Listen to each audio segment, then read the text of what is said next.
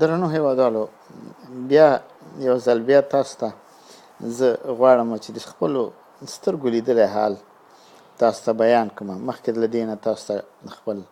سلامونه او تعظیمات وړاندې کوم، که په خارج کې یاستئ که په داخل د افغانستان کې. درنو هیوادوالو، زه یو خپل د سترګو لیدلی حال هغه وخت چې زه په قندهار کې وم په 58 کال کې، هلته ما نظامي ډنډه ترسره کوله او زه داسې یو فعال رول کې مې یعنې د فرقې په سطحه کې مې کار کوه.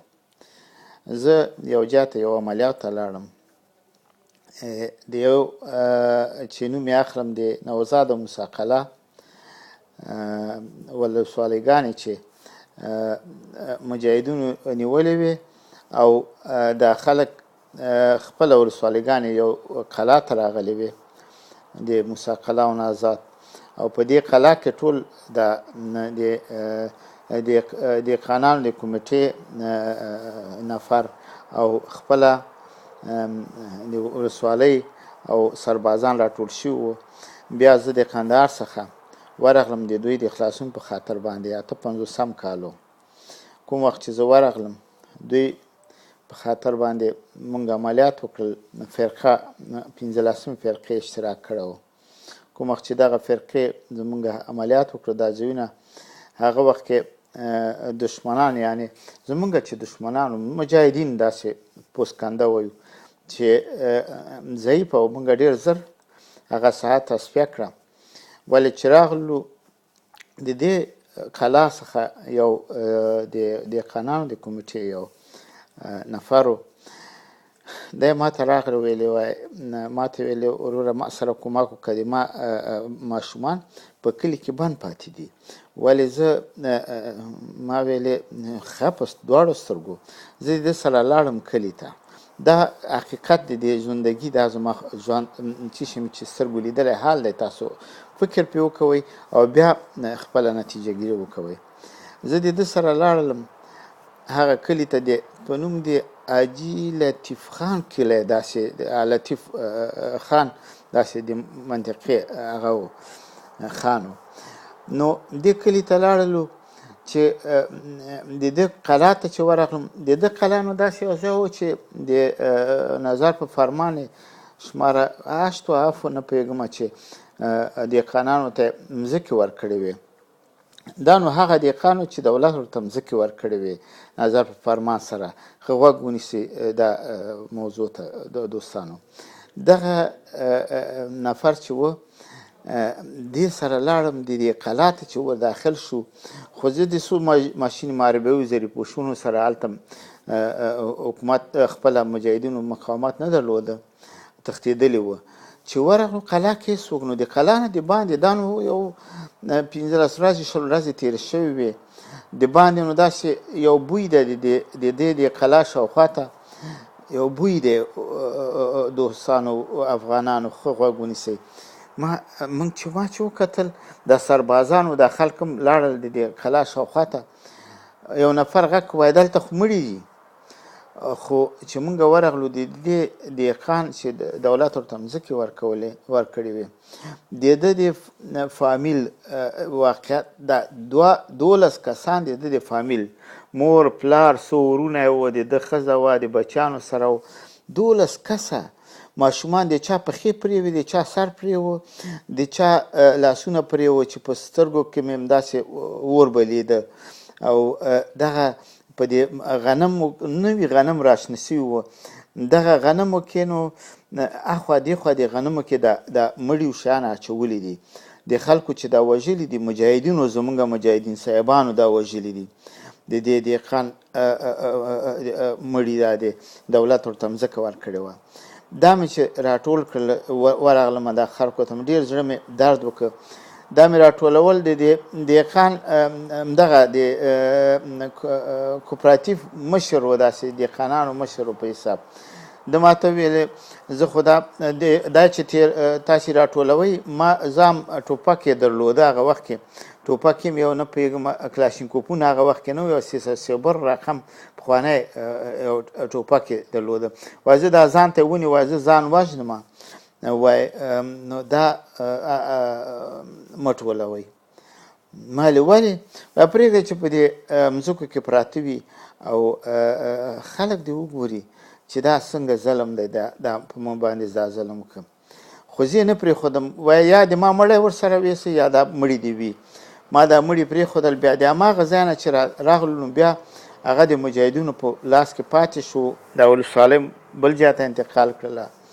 د نوزاد ولسوالۍ بل چېرته انتقال کړله. خو خیر په هر صورت دا یو تاریخ و چې زما په زړه کې ډېر په کندهار کې داسې درد پاتې و.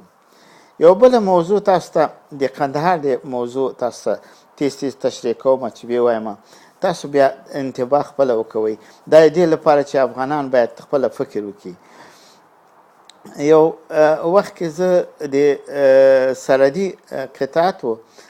قطعاتو کنټرول ته لاړلم په کندهار کې. بامبول ورته وایي یو ځای دی چې یو کنډک زموږ د بامبولو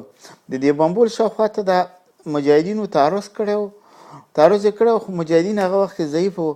خو یو مجاهد راغلی په مینو کې پښې الوتې و، همداسې پاتې و د خپل کلاشینکوف په هغه سره. دا زموږ قمندان د کنډک دی نیولی و او د پښې پرې وه. زه چې ورغلم ما سره نو خپل هغه هم د اداره مې درلوده هغه وخت کې 58 کال دی دوستانو افغانانو. زه چې ورغلم دا هغه ته ده دا مې چې وکته پښې قطع وه. ما ویل هله تیز ډاکټر مې راوغوښته، پښه مې ورته عملیات یې کړله، ویې ګنډله، دا نیمه یې پرې کړله. هماغلته داسې یو ډاکټر مې راغوښته و چې هغه پې پوهېده، خو پیچکاریګانې ورته وکړلې. دا نو ما فکر وکړ چې دا زه که کندهار ته وړم هم نه کېږي او ویې سم دا خو دا زه څوک یم مواظبت کوي نه کوي. داسې مې تصمیم ونیو چې دغه د موږ د بامبول په مقابل کې داسې یو 100 کیلومتره وړاندې د پاکستان هغه وه تاڼه وه. ما ویل دا به زه ویسم. دې نفر نه پوښتنه وکړله دی چې خبرې کوی شي کوم ځای کې؟ هلته یو کمپ په پاکستان کې په چمن کې. وایي دغه کم نه یم. ما ویل بدبخته جنګ دې کړی خو زه در سره انسانیت کوم، تا بیرته دې لیږم پښه خو دې قطع سم، دا د جزا بس دی. دا مې نو دوستانو تاسو ښه غوږ ونیسئ. د دې هغه وخت کې نو زما سره 3 ماشین معربوي، یو زریپوش او دا مې د ماشین معربوي باندې په تذکره کې د مجاهد مې واچو او په استقامت د بامبول تاڼې مې حرکت وکړم. تاسو باور کوئ هغه وخت کې ګورئ زه د افغانانو غرور هم دلته ښیم. موږ ورتللو د دې تاڼې د پاکستان تاڼې نه دغه سربازان او د ملیشو تاڼې دغسې منډې وهي وتښتېدل، پرېښودله. یو څو ډزې وکړلې، ما داسې هوایي ډزې وکړې. ما غږ مې مخکې ته وکړ چې تاسو ودرېږئ. د تاڼه یې پرېښودله د پاکستانیانو. ما هدف دا و چې زه دغه زخمي ورته ورکړم، ویسي هلته د چمن ته ویسي. باور کوئ چې د بسته ګوره دا د یو نظامیانو د پاکستان دا وتښتېدل او دا تاڼې ته چې ورغلم هېڅوک پکې نه و. باور وکړئ چې دغه مهمات هر څه هلته پرېښي وو، د پاکستان تاڼه وه. زه تاسو ته د افغانانو غرور درته ښیم. بیا دا دې جانب تاڼې کې مې پرېنښوده، دا زخمي مې د ماشین معربوي باندې و. بیا په خپله په چمن کې یو کلي کې، مغه کلي کې مې خلکو مې راوغوښتل. ما دا تذکیره مې هم ورته وکړه. ما دا ویسئ پلاني کم نه دا شی ده. خلک خوشحاله سو، کور م ودان. یعنې دا یو مجاهد و چې دلته پښه قطع وه، چې دا یو تاریخ کې ما دا چاته نه دی ویلي. دا اوس زه دا خبرې افشا کوم ځکه هغه وخت کې مې نه شو کولی. نو دا یې ولېږه. خبره په دې کې وه چې د پاکستان دومره ضعیفه قوت و، ولې افغانانو ورته وروسته دا قوت ورکړی ده. خو خیر په هر صورت دا یو بله حادثه دی. زه یو ډېر مهمه خبره بله هم کوم دوستانو د خپل ژوند. بیا په دې حوادثو د کندهار کې ما ته یو څه د روسانو قوتونه بیا راغلل، بیا یو څه مخالفتونه او داسې ما سره زما یو دوست و آصف شور نومېده قومندان و نو هغه بیا مړ شو یو د کودتا د تڼي کې نو دا هم را سره و دا د دې هغه قومندانو بیا په دې وخت کې د مخالفت زمونږ د دې قول اردو د قومنداني و رهبري کې دغه اوسنی علومي قومندان و بل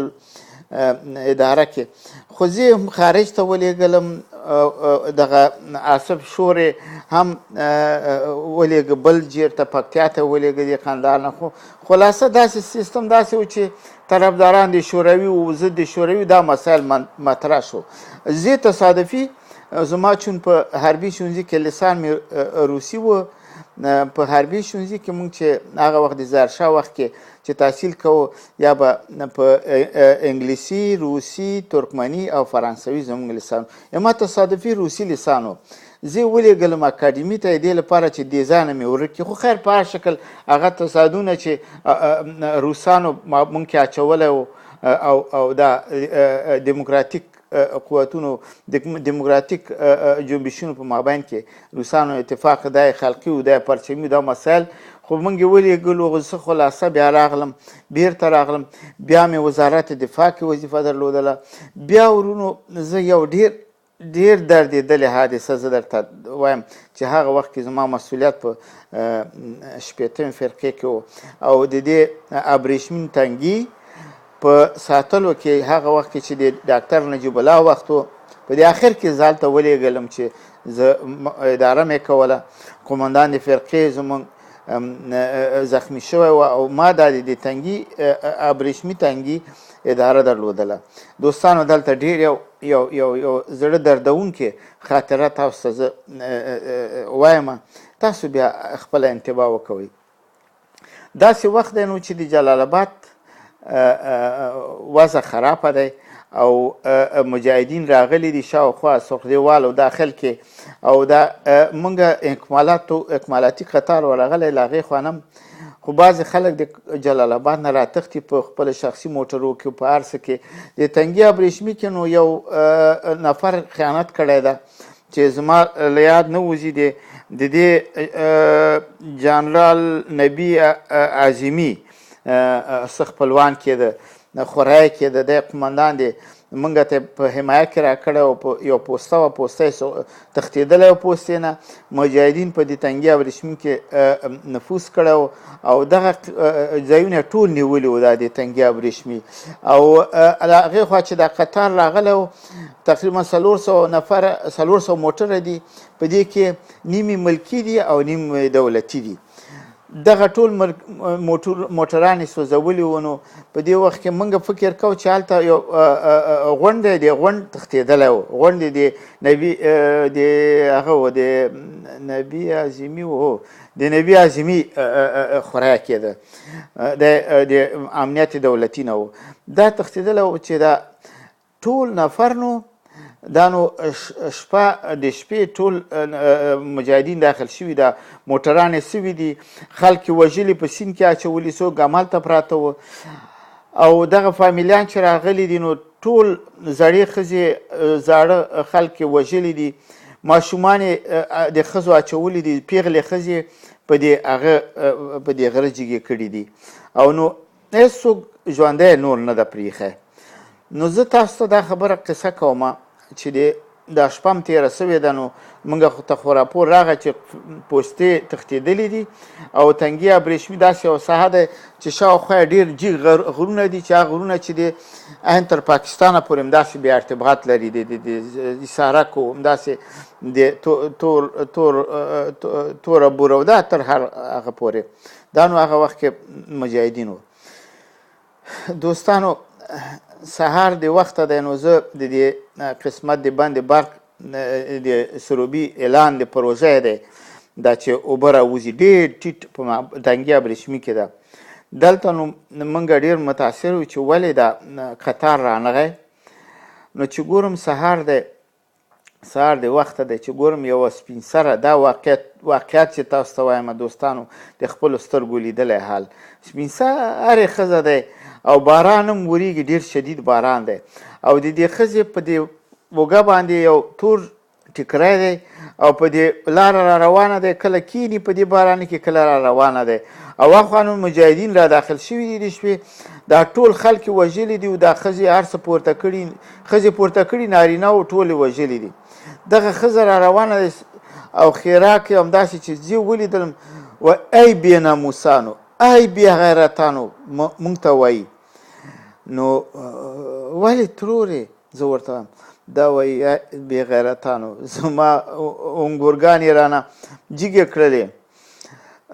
زامن یې رانه مړه کړله او زما مچیان یې په سیند ته واچوله او تاسې بې غیرتان دلته ناست یاستئ. یاره داسې هماغه چې زما له سترګو نه اوښکې وبهېدلې، دا ښځه مې راوستله، زړه ښځه وه. نو دا په هر صورت دا زه تاسو ته دا واقعیت په دې وایم چې بیا دا موضوع داسې شوه چې واقعا دا خبره رښتیا وه. بیا موږ هغه وخت کې سپین ږیري شاوخوا ته هلته ډاکټر شارخ په نوم باندې کوم قمندان و، دا رحیم وردک هم چې هغه وخت کې ما هلته په خیال مې کار کو. نو دا قمندانان د مجاهدینو وو چې هغه سره منظم قوتونه د پاکستان هم راغلي وو په دې تنګي ابریشمي ته، ځکه چې بی بي سي اعلان کړی و چې موږ د همیش لپاره دغه لاره د جلال آباد او کابل قطع کړې دی. مجاهدینو اعلان کړو، ولې متاسفانه زه تاسو ته د مجاهدین امکاورې ښې واورئ. ما دې وخت کې زه هلته زما قمندان د فرقې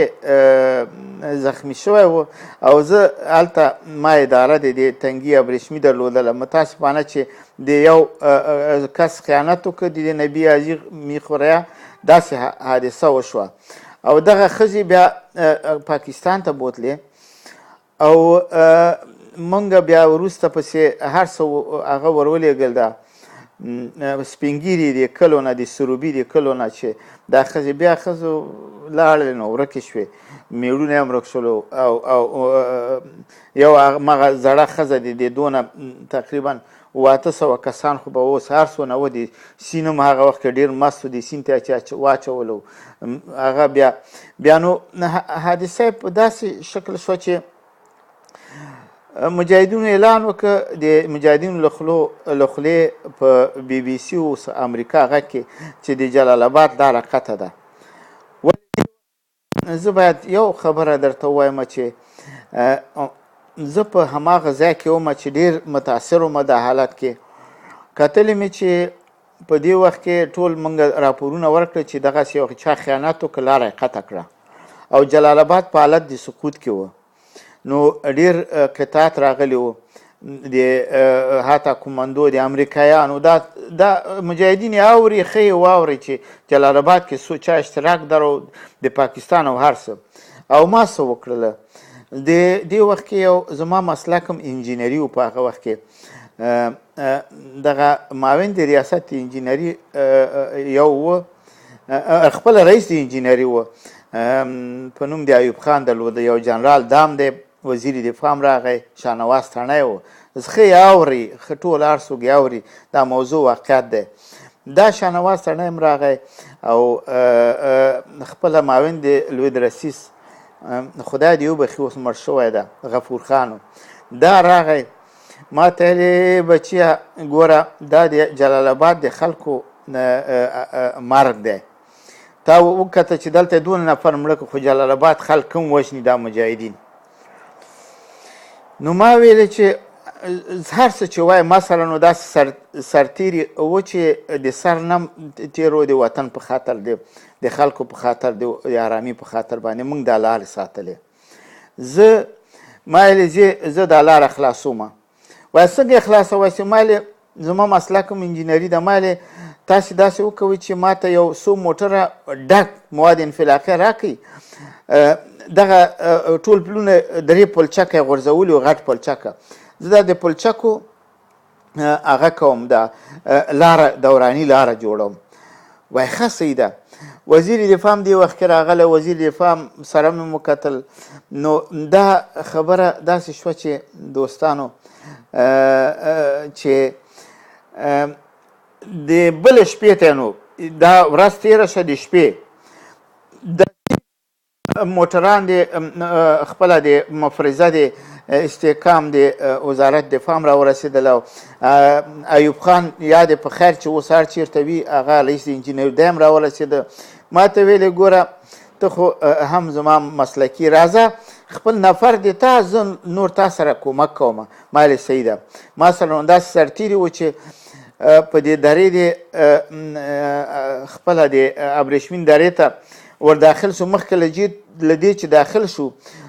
په بی بي سي او امریکا هغه کې اعلانونه وکړه چې دا لاره د جلال آباد د همیش لپاره قطع شوه. وزیر دفاع ته ویل موږ دا لاره خلاصوو شرط په دې چې ته باید د هغې خو اکمالاتي قطار په پاس آماده وي چې موږ خلاص کړو د شپې ته شپې باید تیر کړو. هیڅ چا فکر نه کو چې دا لاره د خلاصه شي. موږ داسې پلان وکړه تاکتیکي پلان وکړه چې انداختون هم د هغه پوستو د سر کې د غرونو په سر کې او داخل کې اول انداختونه وکړه. دغه خپله مجاهدین فکر وکړه چې دا خو انداختونه چې کوي زه یې وتښتئ او د موږ داسې د سکاتو لونا انداخ به و چې د غربه یې خوځه و ټول خلک وتښتېدل مجاهدین. موږ د دې نه استفاده کوله انداختونه د غروب موږ بیا ورته ویلې چې تاسو د غروب بغلو کې جګ انداختونه کوئ. دغه هغه چې و پلچکونه چې انفلاق ورته ورکړی و موږ بغل د غرونو په موادو انفلاقو کې داسې به انفجار وکړه. مجاهدینو فکر کو چې دا سکات یا لونا به فیر شوی چې دا غر به یې خوره. موږ به دا غر وشکو بیا به مې تیز یو څو هغه تراکتورونه بلدوزرونه دا لاره به مې پرې خلاصوله په دې هغه باندې په دې تراکتورونو باندې. بالاخره درې په ضرب د یوه شپه کې دوستانو افغانانو دا زموږ غرور موږ سره ډېر د وطن پرستي حس و د پیسو حس نه و لکه چې اوس زموږ مجاهدین پیسې و دارایي ته متوجه دي. د وطن پرستي حس و په ضرب د یوه شپه کې ښې واوري ټولې اوري. په یوه شپه کې مې دغه درې پلچکم د ایوب خان یا د په خیر ژوندی به جنرال او ما د نظامی پرسونل چې زما سرتیري و چې زما په حساب ما سره د وطن په خاطر باندې ځان قربانوه دا راغلی و. او دغه درې پلچکه چې نه و د غرونه مې وشکول لارې سړکونه مې په ضرب د یوه شپه کې سهار 4 بجې وې چې ما دا پلچکونه جوړ کړه دا لارې مې دوراني جوړې کړې موټر مې پې تېر کړه بلدوزر مې پې تېر کړو او په د مشال کمره ته مې ځان ورسو چې هاخوا ته د تنګي ابریشمین و او وزیر دفاع ته مې په بیسیم کې اطمینان ورکړه. ما ویلې تڼی صاحب لاره مې خلاصه کړې قطار راولېږه. هغې ویلې ته رښتیا وایې که دروغ وایې؟ ما ویلې زه دا د مشال کمره نه خبرې کوم. نو بیا دغه لاره خلاصه شوه. د شپږو بجو پورې مې دا 2 ساعتو کې تقریبا 1.5 موټرانو تیار آماده و د محاربوي تسلیحات پکې و چې جلال آباد ته مې ورسول. دا د جلال آباد روحیه جګه شوه او ټول نظامي قوتونه په حال د آماده باش کې و چې دا ورسېدل. یو دم دا چې د پاکستان و د هر څوک چې نظامیانو د جلال آباد ټول ته شا وټمبول او جلال آباد دفاع وشو کوله. او دغه مجاهدین سره د دې قوتونو افغانستان ته د افغانستان قوتونو ته د یو ولایت ته شکست ورنکړو. ولې متاسفانه بیا وروسته چې څه کېږي دا نو داسې شو دوستانو. زه دا خبرې به زه ادامه ورته ورکړم. دا خو وروسته ما بعضې انتقادونه د هغه قومندان چې دا خیانت یې کړی و د نبي اعظمي ورور دا خبرې ما لوړې کړلې. ما ویلې د وطن لپاره خیانت دا قابل دی هغه نه دی. خو زه خلاصه دا چې زه بیا داسې شو چې د احتیاط ته ورکړم. بیا تڼی هم هغه وخت کې وزارت دفاع نه لرې شوی و هغه خو کودتا کې اخوا لاړو. زه هم احتیاطو ته ورکړم. زه په احتیاطو کې وم چې دا جدي دا موضوع مې طرحه کړې وه او بیا بالاخره زه په احتیاطو نه زه د ډاکټر نجیب الله په وختو کې اخرو کې وختو کې زه استاد یم په حربي پوهنتون کې. نو اوس زه خپلو خبرو ته بیا هم ادامه ورکوم که خدای وکړي چې دا زما ویډیو قطع نه شي. دوستانو د دلچسپۍ نه ډکه دی، ولې دا خبرې کوم دې لپاره چې افغانان دې باید متوجه وشي او د هیواد د وطن د خلکو د خپل ناموس د ساتنو په خاطر باندې انسانانو ډېر قربانیګانې ورکړي دي، ولې نه د پیسو په خاطر لکه چې اوس پیسې خلک ټولوي. دوستانو زه استاد شم په حربي پوهنتون کې. خلاصه زه دا یو بله خبره کوم، د ډاکټر نجیب الله په یو اخر وختو کې زه استاد شم حربي پوهنتون کې. نو داسې وخت دی چې زه امیر د نوکریوال د حربي پوهنتون یم، زما رتبه ډګروالي وه. نو په دې وخت کې د مازدیګر د قمندان پوهنتون نشته، ما ته تلیفون راغی دی، ما ته وظیفه یې راکړه، وایي ته څوک یې؟ ما ویل زه امیر نوکریوال. وایي زه آصف یم، آصف دلاور لوی درسیز هغه وخت کې. وایي تاسو ته وظیفه در کوم چې دغه 2 بارکه 2 بلاکونه یعنې دا د محصلونو تخلیه کې چې د دوستان راځي د کوه صافي نه، دا نو تقریبا یو هفته د اووم د ثور اتم د ثور ته، دا نو د اول د ثور په خیال مې اول یا دغسې وخت دی اول د ثور، اوس مې له یاده وتی. نو دا ما یې ښه. نو په دې وخت کې زه حیران شوم، کوه صافي نه دوستان راځي، خو لوی درسیز امر کړی و. ما د پوهنځیانو ته پوهنځی انجینري اخوا ته مونږ یو 2 بلاکه درلودل، دا تخلیه کړل، دا چپرکټونه هر څه آماده کړل. نو دې وخت کې مې کتل چې په نوم د موجوده هغه چې دی دا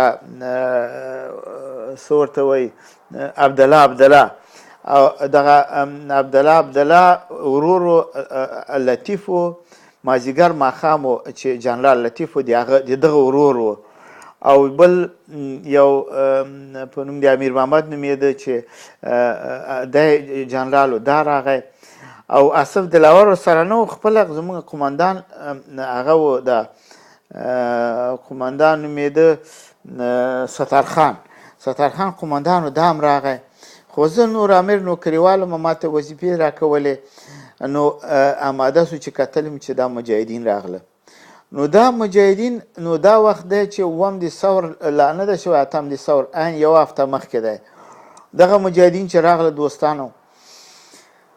نو دی چې راغله موږ په دې بلاکونو کې ځای کړو. نو زه خو دا شپه تېره شوه، سبا ته مې کتلې چې دا موټر راځي و، هلیکوپټرونه هم راځي و، موټرو کې راځي، دا مجاهدین وړي دغه نقاط د حاکم دی د هغه کې. خو سبا ته خو دا ورځ تېره شوه، زه هم نوکریوال هم کتلې مې چې مجاهدین دی د کوه صافي نه راځي، دا شورای نظار، دا مجاهدین د جمعیت اسلامي، دا شورای نظار راځي و. په دې غرونو کې ځای په ځای کېږي، د کمربند کابل ته ټول انتقالوي. خو خیر دا انتقال شو، دا موضوع لاړله. خو یو څو ورځې نور هم زه پوهنتون ته راغلم، خو لږ سره دا وضعیت زما داسې وضعیت مې کتل چې خوند یې رانه که، ځکه چې دا مجاهدین راغله ټول دا ډیپوګانې هم دوی ونیولې، او د حربي پوهنتون منظم تسلیحات هم تو خپل لاس کې کړل او لاړل، دا نقاط یې ونیول. چې ونیول ما، نو خو زه تلم او راتلم حربي پوهنتون ته. یو ورځ شو چې ګورم چې زه لا پوهنتون ته نه یم را رسېدلی، غوښتل مې چې ووځم، یو جنګ شروع نه شو په داخل د شهر کابل کې. نو دا نو دی اووم د ثور دی، شپه د اووم د ثور دی که اتم د ثور دی، په خیال مې اتم د ثور دی. نو دا نو دغسې وخت دی چې هغه وخت چې موږ په دې راډیوګانو کې اورېدلي وو چې اتم د ثور به دولت ائتلافي جوړیږي او مجاهدینو دولت به سره یو ځای کېږي، یو ائتلافي دولت به جوړیږي. ولې په جای باندې داسې جنګ شروع شو چې دغه نو دې وخت کې زه په خپل حال باندې پوه نه شوم. نور نو دا کابل راکټ باران شو، چې ټول د کابل کمربند د شورای نظار یا د جمعیت اسلامي لاس ته مخکې یو هفته مخکې جاپجا شوي وو او څوک چې را داخلي کابل کې دا د حزب اسلامي و هر څوک چې دي نو دا قرار چې وروسته ما ولیدل زه خو په هغه جریان کې نه وم ولې لیدل مې چې د جنگ داسې شو چې زه هغه ځای کې چې وم ما لیدل چې جنگ به د حزب اسلامي و د کارتینا و د چهاراسیا او دې منطقونه به راکټ راتلو ښار ته ښار نه به ویشتل کېده اخوا خلاصه دا یو مقابله د جمعیت او د حزب اسلامي و د دوستم و د نورو د دې خلکو په مقابل کې شو دا کابل ښار ټول وران شو دوستانو نو اوس نو تاسو فکر وکوئ چې تاسو بیا نتیجه ګیري وکوئ چې د کابل وراني کې چا هغه وکړه دا اشتراک وکړه یو شی به درته هم چې دغه خلکو چې آصف دلاور خپل امیر محمد دا خپل د عبدالله ورور دا اوسنی چې د رئیس د شورای وزیران رئیس د اجرایه چې دی دا نو د دې ورور دغه خلکو سره د محمود بریالی د برک کارمل ورور و بیا وروسته نو دا خبرې وروسته افشا شوې چې دا جنګ شروع سو بیا موږ ډېر خلک مړه شو حتی زمونږ کور هم ولګېد خو خلاصه چې بیا یو څو ورځې وخت ورکړه بیا زه د دې جریان نه نو ټول حربي پوهنتون هر څه رخصت شو زه لاړلم هغه ته ده جلال آباد کمپونو ته هغه وکړم مهاجرت هم وکړه نو بیا چې دوستانو یو ډېر دلچسپه موضوع زه تاسو ته وایم دا خبرې مې اوږدې شوې خو خدای وکړي چې په ویډیو کې داسې راشي د ډېر دلچسپه موضوع داسې درته وایم هغه وخت چې زه حربي پوهنتون کې استاد وم زمونږ یو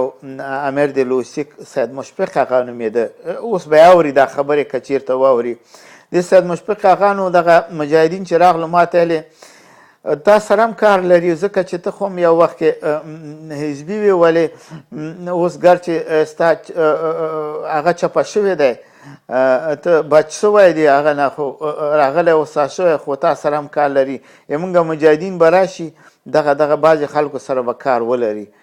ما ویلې نو چې چا سره کار لري به نو دا یو خبره تاسو ته کومه دوستانو دا نو سید مشفق هغه مدیر د لوجستیکو زه بیا د کابل خراب شو تو هر څه حربي پوهنتون رخصت شو هیڅ شی نه و خو ټول د مجاهدینو په لاس کې و تمام کابل و شورای نظار و د حزب اسلامي و دولت جمعیت اسلامي و اتحاد و دا هغه شو یو وخت کې راغلم دوستانو ما نو یو زړه ټکسي واخیستله نو لږ زره وضعیت ښه شو نور خو حربي پوهنتون پاتې شو 200 ډالرو په حدود مې یو زړه ټکسي اخیستې نور کار نه لرم دا ټکسي واني کومه چې دا زما دا ټکسي بیا هم دا سرنوشت به تاسو ته ووایم دوستانو ډېر دلچسپه موضوع دی قابل د خندام دی قابل دلچسپ هم دی نو زه اصل موضوع د سید مشفق هغه تاسو ته وایم دوستانو زه یو ورځ ودرېدم په اسګاه د مسجد د پل خشتي څنګ ته ټکسي مې ودرولې چې ګورم یو کراچۍ ده کراچۍ ته نفر ولاړ دی او خټکي هندوانې خرڅوي نیمې د خراب هندوانې د ګنده هندوانې یو طرف کړي لګیا د ترازوی لاس کې دی شیخدانو څو میاشتې د مجاهدو دوران نه تېر شوی دوستانو ښه غوږ ونیسئ موږ پوهنتون لوستی و تحصیل هم کړی و د ظاهر شاه په وخت کې خیر په هر صورت زه دا واقعه درته یم زه چې ګورم چې دغه سید مشفق هغه د هندوانې خرڅوي زه ورته ورغلم دوستانو ده خو مخ واړه داسې ځان بچ کړه چې ویې مې نه ویني ځکه د مجاهدینو د مجاهدین به راشي تاسو سره به ګورم نو مخې ته یې ورغلم ستړي مسې مې ورکړه بغل مې ورکړه ما ویلې مه شرمېږه بچو زه هم ټکسي وان یم خندلې وایي ته خو دغه یو غټه څپېړه دی ما په خوله ووهه په دې خوله مې یو سوک راکړه او په دې پزه مې خوله مې وینې کړه ما ویلې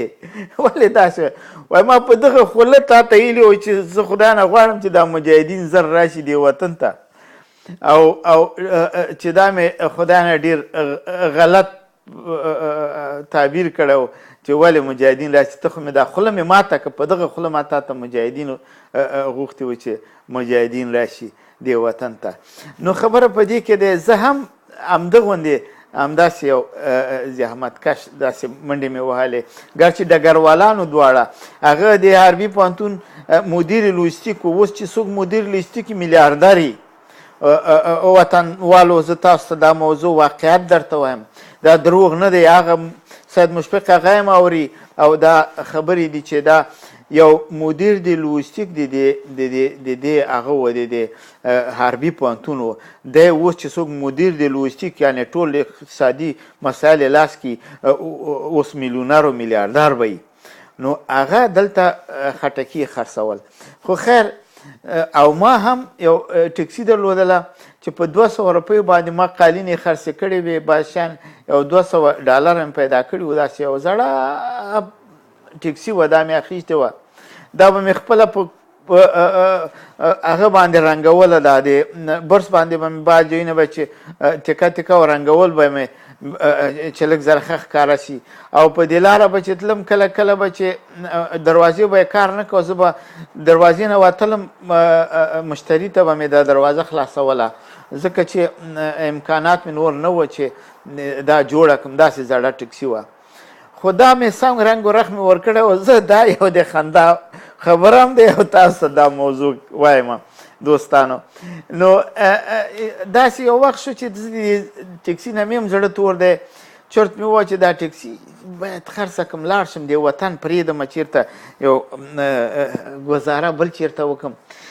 خلاصه داسې یو تصادفي یو نفر دا زمونږ په دې ځای کې زه ژوند کوم یو نفر ته ګوري چې زه همیشه دلته کور ته راځم یو کیلو غوښه هم ځان سره راوړم هغه دا ټکسي مې نورمال او رنګ و رخې ښه ده وایي دا ټکسي به خرڅه نه کړې ما ویلې وروره ولې نه خرڅومه دغه 200 ډالره په پیسو کې هغه وخت کې پیسې بې ارزښته شوې وې دغونه پیسې کېږي نو 200 ډالره که اخلي ولې نه اخلم ما ویلې ښه دوستانو دا خبره زه تاسو ته واقعیت وایم خلاصه دغه ټکسي خو زه ما چلوله په دې رقم چې په ډېر مشکلو باندې په ټیله او په هر څه به مې چالانوله نو دې سړي چې دا ټکسي واخیستله څو ورځې چې هغه سو خو نو دغه ټکسي زما کتلې مې چې یو څو موده تیر شو دې دا ټکسي نور د جای حرکت نه شو ورکولی د سرکت تر څنګ یې ودرولې وه نو یو وخت کې ما خو دا هغه هم پرېښوده دغه ځای مې پرېښوده لاړلم دا پیرې مې کولې مال واخلم چېرته ویسه کوم مملکت ته یا تاجکستان ته ازبکستان ته دغه پیرې مې کولې یو وخت چې راغلم یو کال نیم کال تېره و چې ګورم زما ټکسي یو ځای کې دغه زما د ټکسي باډۍ همداسې ایښې دی یو موچي پکې ناست دی نه هغه لري دا نه ټایرونه شی نه لري او دغه ټکسي زما وطنوالو د موچي غرفت جوړه دی نو زه دا تاسو ته وایم چې ما یو وخت کې